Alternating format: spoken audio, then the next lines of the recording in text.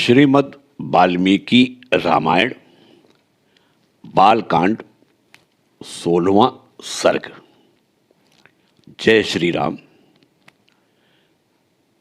देवताओं का श्री हरि से रावण वध के लिए मनुष्य रूप में अवतीर्ण होने को कहना, राजा के पुत्रेशी यज्ञ में अग्निकुंड से प्राजापत्य पुरुष का प्रकट होकर खीर अर्पण करना और उसे खाकर रानियों का गर्भवती होना।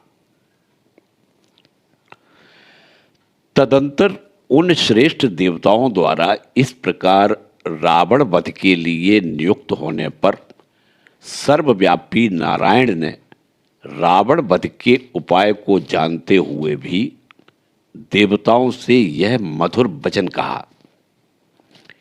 देवगण, राक्षस राज रावण के वध के लिए कौन सा उपाय है जिसका आश्रय लेकर मैं महर्षियों के लिए कंटक रूप उस निशाचर का वध करूं? उनके इस प्रकार पूछने पर सब देवता उन अविनाशी भगवान विष्णु से बोले, प्रभो, आप मनुष्य का रूप धारण करके युद्ध में रावण को मार डालिए। उस शत्रु दमन निशाचर ने दीर्घ काल तक तीव्र तपस्या की थी, जिससे सब लोगों के पूर्वज लोक सृष्टा ब्रह्मा जी उस पर प्रसन्न हो गए। उस पर संतुष्ट हुए भगवान ब्रह्मा ने उस राक्षस को यह वर दिया कि तुम्हें नाना प्रकार के प्राणियों में से मनुष्य के सिवा और किसी से भय नहीं है। पूर्व काल में वरदान लेते समय उस राक्षस ने मनुष्यों को दुर्बल समझकर उनकी अवहेलना करती थी। इस प्रकार पितामह से मिले हुए वरदान के कारण उसका घमंड बढ़ गया है। शत्रुओं को संताप देने वाले देव वह तीनों लोगों को पीड़ा देता और स्त्रियों का भी अपहरण कर लेता है। अतः उसका वध मनुष्य के हाथ से ही निश्चित हुआ है। समस्त जीवात्माओं को वश में रखने वाले भगवान विष्णु ने देवताओं की यह बात सुनकर अवतार काल में राजा दशरथ को ही पिता बनाने की इच्छा की। उसी समय वे शत्रुसूदन महातेजस्वी नरेश पुत्रहीन होने के कारण पुत्र प्राप्ति की इच्छा से पुत्रेष्टि यज्ञ कर रहे थे। उन्हें पिता बनाने का निश्चय करके भगवान विष्णु पितामह की अनुमति ले देवताओं और महर्षियों से पूजित हो वहां से अंतर्धान हो गए। तत्पश्चात पुत्रेष्ट यज्ञ करते हुए राजा दशरथ के यज्ञ में अग्निकुंड से एक विशालकाय पुरुष प्रकट हुआ। उसके शरीर में इतना प्रकाश था जिसकी कहीं तुलना नहीं थी। उसका बल पराक्रम महान था। उसकी अंग कांति काले रंग की थी। उसने अपने शरीर पर लाल वस्त्र धारण कर रखा था। उसका मुख भी लाल ही था। उसकी वाणी से दुंदुभी के समान गंभीर ध्वनि प्रकट होती थी।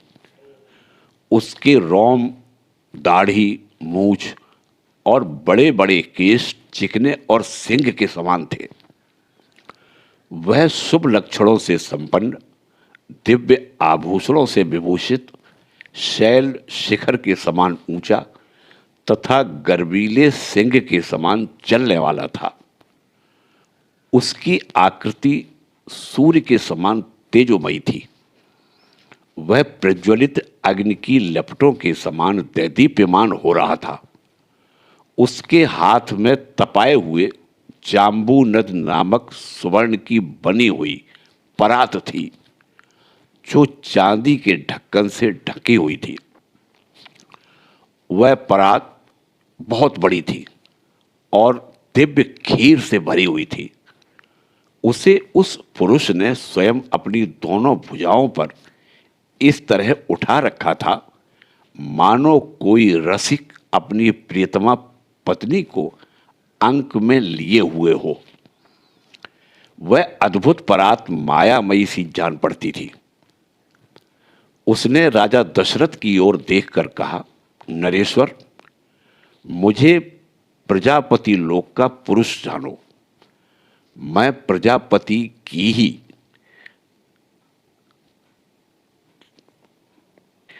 आज्ञा से यहां आया हूं। तब राजा दशरथ ने हाथ जोड़कर उससे कहा, भगवान, आपका स्वागत है। कहिए, मैं आपकी क्या सेवा करूं? फिर उस प्रजापति पुरुष ने पुनः यह बात कही, राजन, तुम देवताओं की आराधना करते हो, इसीलिए तुम्हें आज यह वस्तु प्राप्त हुई है। नृपश्रेष्ठ, यह देवताओं की बनाई हुई खीर है जो संतान की प्राप्ति कराने वाली है। तुम इसे ग्रहण करो। यह धन और आरोग्य की भी वृद्धि करने वाली है। राजन, यह खीर अपनी योग्य पत्नियों को दो और कहो, तुम लोग इसे खाओ।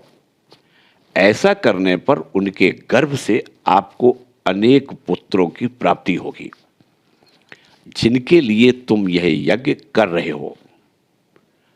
राजा ने प्रसन्नतापूर्वक बहुत अच्छा कहकर उस दिव्य पुरुष की दी हुई दीवान से परिपूर्ण सोने की थाली को लेकर उसे अपने मस्तक पर धारण किया।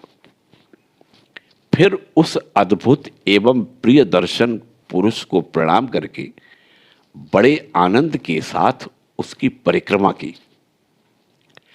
इस प्रकार देवताओं की बनाई हुई उस खीर को पाकर राजा दशरथ बहुत प्रसन्न हुए, मानो निर्धन को धन मिल गया हो। इसके बाद वह परम तेजस्वी अद्भुत पुरुष अपना वह काम पूरा करके वहीं अंतर्धान हो गया। उस समय राजा के अंतःपुर की स्त्रियां हर्षोल्लास से बढ़ी हुई कांतिमयी किरणों से प्रकाशित हो ठीक उसी प्रकार शोभा पाने लगी जैसे शरत काल के नैनाभिराम चंद्रमा की रम्य रश्मियों से उद्भासित होने वाला आकाश सुशोभित होता है। राजा दशरथ वह खीर लेकर अंतःपुर में गए और कौशल्या से बोले, देवी, यह अपने लिए पुत्र की प्राप्ति कराने वाली खीर ग्रहण करो। ऐसा कहकर नरेश ने उस समय उस खीर का आधा भाग महारानी कौशल्या को दे दिया। फिर बचे हुए आधे का आधा भाग रानी सुमित्रा को अर्पण किया। उन दोनों को देने के बाद जितनी खीर बच रही उसका आधा भाग तो उन्होंने पुत्र प्राप्ति के उद्देश्य से कैकेयी को दे दिया। तत्पश्चात उस खीर का जो अवशिष्ट भाग आधा भाग था उस अमृतोपम भाग को महाबुद्धिमान नरेश ने कुछ सोच विचार कर पुनः सुमित्रा को अर्पित कर दिया। इस प्रकार राजा ने अपनी सभी रानियों को अलग अलग खीर बांट दी। महाराज की उन सभी साध्वी रानियों ने उनके हाथ से वह खीर पाकर अपना सम्मान समझा। उनके चित्त में अत्यंत हर्षोल्लास छा गया। उस उत्तम खीर को खाकर महाराज की उन तीनों साध्वी महारानियों ने शीघ्र ही पृथक पृथक गर्भ धारण किया। उनके वे गर्भ अग्नि और सूर्य के समान तेजस्वी थे।